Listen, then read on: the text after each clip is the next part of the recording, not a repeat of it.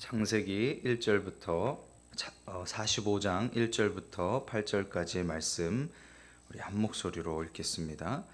요셉이 시종하는 자들 앞에서 그 정을 억제하지 못하여 소리질러 모든 사람을 자기에게서 물러가라 하고 그 형제들에게 자기를 알리니 그때에 그와 함께한 다른 사람이 없었더라. 요셉이 큰 소리로 우니 애굽 사람에게 들리며 바로의 궁중에 들리더라. 요셉이 그 형들에게 이르되 나는 요셉이라. 내 아버지께서 아직 살아 계시니이까. 형들이 그 앞에서 놀라서 대답하지 못하더라. 요셉이 형들에게 이르되 내게로 가까이 오소서. 그들이 가까이 가니 이르되 나는 당신들의 아우 요셉이니 당신들이 애굽의 판자라. 당신들이 나를 이곳에 팔았다고 해서 근심하지 마소서. 한탄하지 마소서.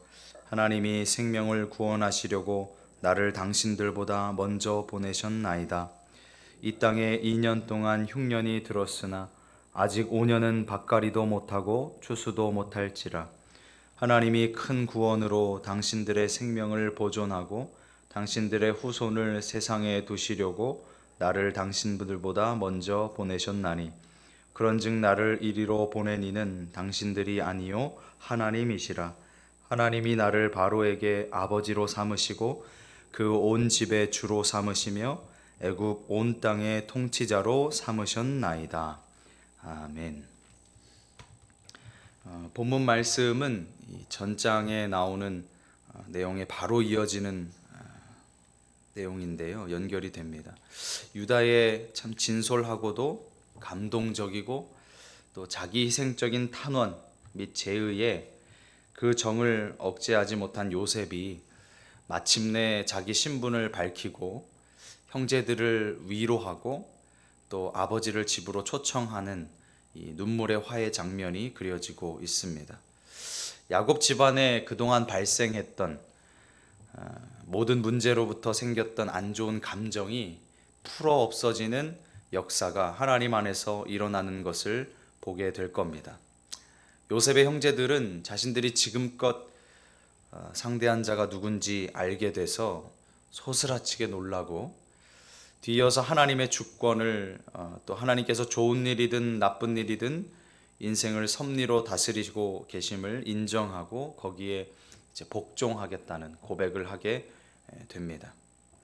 이것은 시기와 분쟁으로 22년 동안이나 분리해서 떨어져서 살았던 야곱의 아들들이 이제 긴 시련의 성화, 하나님의 다스리심, 또 그 안에서 다듬어져 갔던 그 성화의 과정 후에 마침내 사랑과 용서로 하나가 되는 것과 동시에 이제 이스라엘의 아들들이 언약으로 인쳐진 선민 공동체로 승화되어져 가는, 세워져 가는 것을 보여주는 장면이기도 합니다. 1절에 보시면 요셉이 시종하는 자들 앞에서 그 정을 억제하지 못하여 소리질러 모든 사람을 자기에게서 물러가라 하고 그 형제들에게 자기를 알리니 그때에 그와 함께한 다른 사람이 없었더라. 요셉이 이전에는 자기 신분을 계속해서 감추려고 노력을 했어요. 그러나 이제는 더 이상 그럴 필요가 없게 된 겁니다. 왜냐하면 한 세 가지 정도 생각을 해봤는데, 첫 번째는 형들은 분명히 자신들의 잘못을 뉘우치고 있었던 것 같아요. 42장 또 44장 이런 내용들을 쭉 보면, 두 번째는 이제 아버지가 약 130세 정도 됐거든요. 지금 요 당시에. 그러니까 매우 늙었죠. 이 늙은 아버지 야곱에 대한 그 아들들의 효심 또 효성을 확인했던 것 같아요. 요셉이 아버지에 대해서 형제들이 이런 마음을 가지고 있구나. 그리고 세 번째, 동생 베냐민에 대한 사랑도 순수하다는 것을 깨달았던 것 같습니다. 그러니까 똑같은 처지에 있었잖아요. 자신도 그렇고 베냐민도 그렇고 아버지에게 편애를 받아서 형들이 시기하고 미워했는데, 자신은 이제 과거의 일이니까 그렇다고 치고 이제 베냐민에 대한 사랑이 어떠한가, 형제들이 베냐민을 대하는 태도가 어떠한가 보니까 굉장히 이제 아껴주고 이제 사랑해주고 하는 모습들을 확인하게 된 거죠. 그래서 이제 더 이상 내 신분을 감추지 않아도 되겠다, 이렇게 판단을 한 것 같습니다. 그 전에는 계속 눈물이 나면 잠깐 뒤에 들어가서 울다가 나와서 안 운 척 이제 했고 연기를 하고 막 그랬는데, 이제는 그냥 울음을 터뜨려요. 2절이죠 그게. 요셉이 큰 소리로 우니 애굽 사람에게 들리며 바로의 궁중에 들리더라.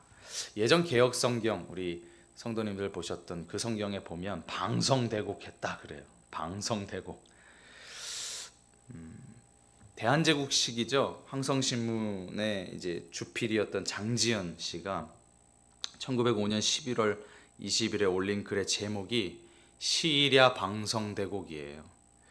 이날에 목 놓아 우노라. 왜요? 나라가 뺏겼잖아요. 그래서 고종 황제의 승인을 받지 않은 이 을사늑약의 체결로 인해서 분통이 터지니까 내가 이날에 목 놓아 우노라. 시일야 방성대곡. 나라 잃은 슬픔이 비할 바가 없는, 어디에 비할 수가 있겠어요? 저는 경험해 보지 못해서 모르겠지만 그만큼 슬프다는 얘기겠죠. 그것과 성격은 좀 다르지만 어쨌든 요셉이 방성대곡 합니다. 정말 큰 소리로 애굽의 전 지역에 들리도록 엉엉 크게 울었던 것이죠.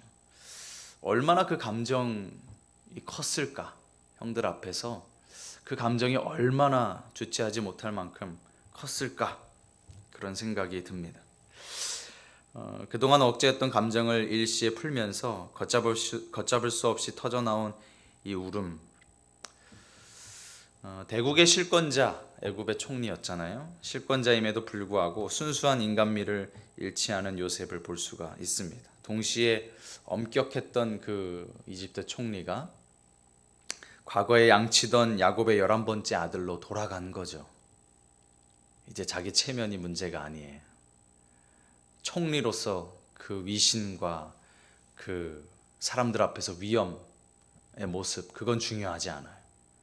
이제 형제들 중에 한 사람이 된 거예요.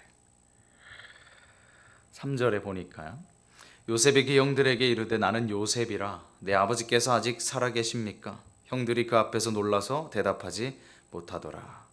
이 얼마나 충격적이고 기가 막힌 말이에요. 형제들 입장에서 먼 이국에 노예로 팔았던 동생이 이 지금 자신들의 생사 여탈권을 쥔 총리의 모습으로 서 있으니 누가 상상이나 했겠어요. 그런데 요셉은 보복의 심판자로서가 아니라 화해를 위한 용서를 가지고 그들 앞에 서게 됐는데, 그것은 저들이 이제 자신들의 죄를 뉘우치고 회개한 자들이 되었기 때문이에요. 우리도 마찬가지로 생각해 볼 것이, 십자가에 못 박은 예수 그리스도께서는 언젠가 우리 앞에 다시 하늘 권세를 가지고 내려오실 텐데, 회개한 자에게는 구속주로, 회개하지 않은 자에게는 심판주로 나타날 줄로 믿습니다. 예수님께서 다시 분명히 오실 텐데 우리가 회개한 자인가, 아니면 회개하지 않고 고집부리며 내 멋대로 살아가는 자인가가 마지막에 우리의 운명을 결정하게 될 겁니다. 이제 4절부터 8절까지의 말씀을 쭉 보면 요셉이 형들을 위로하는 장면이 나오는데요. 너무나 뜻밖의 일에 어안이 벙벙하고 또 자신들이 지은 과거의 죄 때문에 두려워하고 있는 형제들에게 요셉은 이제 더 자세한 설명, 자신이 요셉이라는 그 자세한 설명과 또 따뜻한 위로의 말을 전하고 있습니다. 4절 말씀 보시면 요셉이 형들에게 이르되 내게로 가까이 오소서. 그들이 가까이 가니 이르되 나는 당신들의 아우 요셉이니 당신들이 애굽의 판자라. 가까이 오라 그래요. 진짜 요셉인가? 확인을 해야 되잖아. 가까이 가서 봐요. 높은 이집트 총리 자리에서 스스로 내려올 뿐만 아니라 이름 없는 가나안의 족장 야곱의 11번째 아들임을 부끄럽지 않게 여기는 그런 겸손한 인간 요셉의 모습을 엿볼 수가 있습니다. 형들에게 나 이집트 총리라고. 저 같았으면요, 뭐 감옥에 가두거나 뭐 죽이거나 뭐 힘든 뭐 일을 시키거나 그러지는 못했어도 최소한 이렇게라도 했을 것 같아요. 형들 1시간 동안 무릎 꿇고 손 들고 있으라고. 최소한 그 정도는 할 수 있지 않아요? 얼마나 힘들었는데요, 요셉이. 근데 요셉이 그렇게 하질 않습니다. 5절에 보면 오히려 이런 이야기를 하죠. 5절에 한번 같이 읽어보실까요? 당신들이 나를 이곳에 팔았다고 해서 근심하지 마소서, 한탄하지 마소서. 하나님이 생명을 구원하시려고 나를 당신들보다 먼저 보내셨나이다. 요셉은 불안해하고 있는 그 형들을 위해서, 위로하기 위해서 5절부터 이제 9절까지 보면 무려 6차례나 자신에게 일어난 모든 일이 하나님의 주권적 섭리에 의한 것임을 거듭 증거를 합니다. 그런데도 요셉의 형들은 그 두려움이 얼마나 컸던지 먼 후일까지도 그 불안감을 떨치지를 못해요. 그래서 이 불안이 언제까지 가냐면 창세기 끝날 때까지 갑니다. 창세기 50장 15절에 보면 이렇게 돼 있어요. 요셉의 형제들이 그들의 아버지가 죽었음을 보고 말하되 요셉이 혹시 우리를 미워하여 우리가 그에게 행한 모든 악을 다 갚지나 아니할까 하고, 이 45장부터 해가지고 50장 사이에 수차례 요셉이 아이 형들 괜찮다고, 나 진짜 괜찮다고 이런 과정을 계속 하거든요. 그런데도 끝까지 형들은 두려움에 휩싸여 있어요. 그러니까 요셉이 근심하지 말고 한탄하지 말라고 반복해서 강조를 하는데, 형들은 요셉은요 형들의 얼굴에서 근심과 한탄이 서려 있는 것을 보게 됩니다. 베냐민을 통해 달라진 형들을 발견을 해요. 5절에 이 생명을 구원하시려고 라고 표현이 나오는데, 이 생명은 단순히 육적인 생명을 넘어서 이스라엘의 영적인 구원을 의미합니다. 나를 당신들보다 먼저 보내셨습니다 라고 하는 이 고백도 가만히 생각해 보면 우리가 신약 시대를 살고 있는데 마치 사도처럼 사명을 받고 먼저 보내심을 받았다 라는 의미가 담겨 있는 그 말처럼, 이렇게 요셉을 나를 하나님께서 당신들보다 먼저 보내셨습니다 라고 고백을 합니다. 이 헬라어로 사도라고 하면 아포스톨로스라고 해서 먼저, 그러니까 보내심을 받은 자라는 뜻이거든요. 요셉은 자기 꿈을 쫓는 사람이 아니었어요. 꿈은 하나님께서 꾸게 하셔야 꿀 수 있는 것이고요.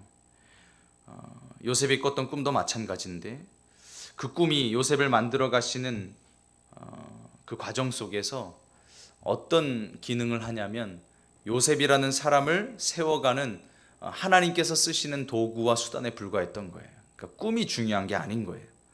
그 꿈을 통해서 역사하시는 하나님을 우리가 기억하고 바라봐야 하는 것이죠.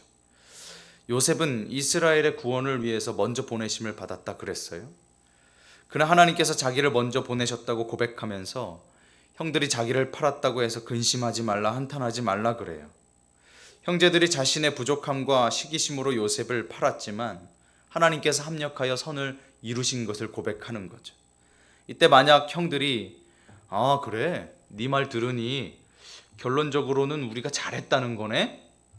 만약에 이렇게 생각했다면 역시 그래, 네 말대로 우리가 널 잘 팔았다 그렇게 생각하고 이야기했다면 밀양식 기독교가 될 거예요. 무슨 말이냐면 이 밀양 영화가 있어요. 밀양 영화가 있는데 이창동 감독이 만든 영화예요. 나온 지 꽤 됐어요. 2007년에 개봉했으니까. 전도연하고 송강호가 주연을 맡아서 연기를 했는데요. 여기에 보면 참 기독교인으로서 많은 생각을 갖게 하는 영화예요. 뭐냐면 극악무도한 범죄를 저질렀어. 근데 그 범죄자가 회개하고 하나님을 믿네요. 근데 그 피해자 앞에 서서 나 회개하고 예수 믿고 하나님 앞에 이제 잘 살 거다. 근데 이 피해자는 이 사람을 용서할 수가 없는 거예요. 이 사람도 기독교인인데. 그 사람은 용서하지 못했는데, 용서함을 받지 못했는데, 당사자에게 용서를 받지 못했는데 나 하나님 믿으니까, 나 회개했으니까 괜찮아 라고 하는 거죠. 하나님께 구원받았으니까, 회개했으니까 과정쯤이야 어떤 일이 있었든 다 무시해도 괜찮은 게 기독교입니까? 아니잖아요. 만약에 형들이 그렇게 생각하고 말했다면 요셉은 거기서 다시 상을 뒤엎었을 거예요. 그런데 형들도 변화된 거죠. 형들도 하나님의 손길 안에서 다듬어져 왔어요. 하나님께서 요셉을 이집트로 먼저 보낼 계획을 가지고 계셨지만 형들에게도 잘못은 있었습니다. 형들은 지금까지 죄책감에 눌려서 살았어요. 그들은 동생 요셉을 팔아넘긴 대가로 아버지와 함께 살면서 그 비애를 지켜봐야 했어요. 아버지의 삶이 망가진 것을 보면서. 그래서 막내 베냐민을 더욱 감싸면서 후회 속에 살아왔죠. 그러나 이제 그들도 자신의 잘못을 하나님 앞에 가지고 나아가서 모든 주권이 하나님께 있음을 고백하게 됐습니다. 아픔을 겪었던 그 세월을 되돌아보니 내 실력과 능력을 뛰어넘어 하나님께서 일하고 계셨더라는 것을 알게 된 거죠. 믿음이란 이런 것 같아요. 말씀 읽고 기도하고 찬양하고 감사하고 예배드리는 것만이 전부가 아니고 주님께서 인생을 이끌어가고 계시는구나, 내 삶에 일거수일투족 세세하고 세밀하게 인도해가고 가시는구나 라는 것을 아는 것, 깨닫는 것, 그것을 믿는 것, 그것이 믿음인 것 같아요. 내 능력이 아니고 하나님 능력으로 사는 거죠. 요셉과 형제들이 이것을 고백하는 건데요, 참 아름다워요. 6절 7절 한번 보겠습니다. 이 땅에 2년 동안 흉년이 들었으나 아직 5년은 밭갈이도 못하고 추수도 못할지라 하나님이 큰 구원으로 당신들의 생명을 보존하고 당신들의 후손을 세상에 두시려고 나를 당신들보다 먼저 보내셨나니. 그러니까 밭을 갈아볼 엄두조차 못 낼 당시의 혹심한 가뭄의 상태를 보여줘요. 따라서 5절 생명을 구원하시려고 라고 했던 그 요셉의 말이 아주 실제적인 생생한 표현이라는 것을 알 수가 있어요. 이제 2년 동안 흉년이 들었지만 아직도 5년이나 남았다, 그렇게 요셉이 말하죠.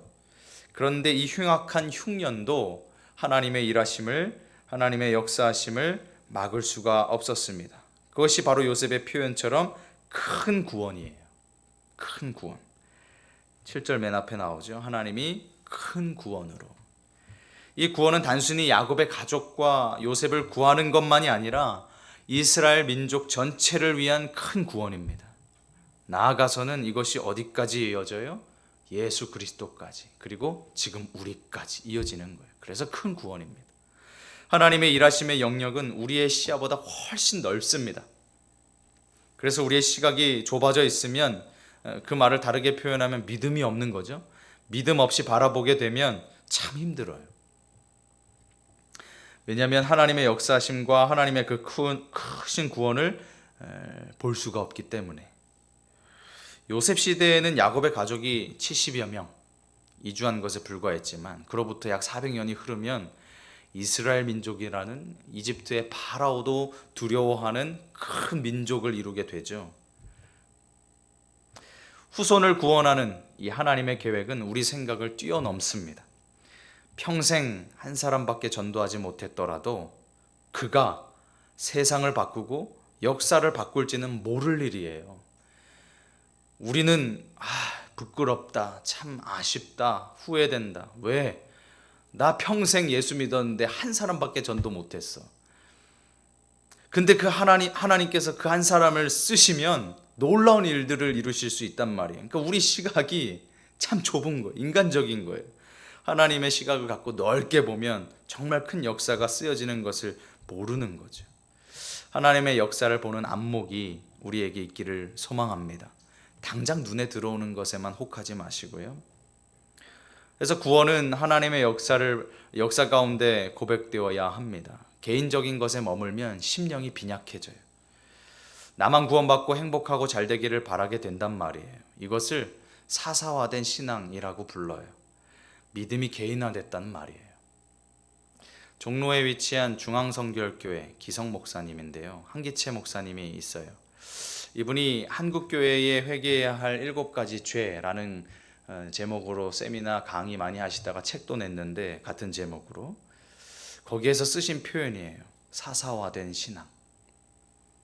한국 성도들의 신앙이 너무 개인화되었다는 거예요. 나밖에 모른다는 거죠. 날 위해서만 신앙생활 한다는 거예요.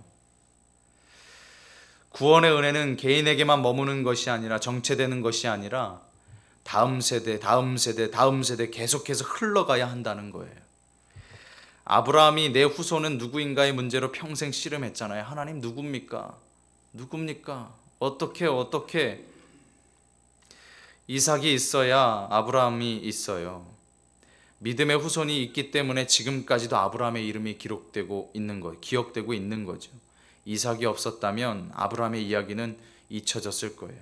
이처럼 주님의 구원 계획은 넓고도 깊습니다. 7절 보시면 하나님이 큰 구원으로 당신들의 생명을 보존하고 당신들의 후손을 세상에 두시려고 나를 당신들보다 먼저 보내셨나니.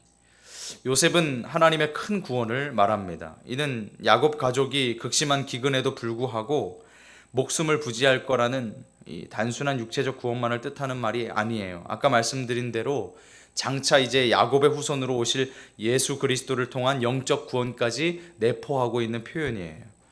그 이유는 여기에 후손으로 번역된 히브리어 세리트라는 단어가 남은 자를 뜻하거든요.